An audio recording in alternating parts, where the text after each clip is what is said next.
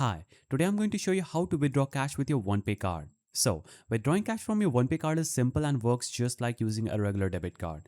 You can do it at ATMs, Walmart money centers, or even some retail locations that offer cashback services. So, first, open the OnePay app and confirm your available balance. Make sure there's enough money on your card for the withdrawal, including any potential ATM fee.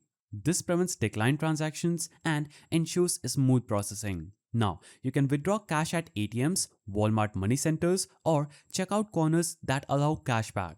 Make sure the location accepts Visa or MasterCard, depending on your card type. So, your OnePay card works without issues. Insert your OnePay card into an ATM, select Withdrawal, and enter your PIN. Choose the account type if prompted, then enter the amount you want. Then, the ATM will dispense you cash immediately. Now, if you are at Walmart or another retailer, request cashback when paying for a purchase. Swipe or tap your OnePay card, enter your PIN, and select the cashback amount. The cashier will handle your cash instantly.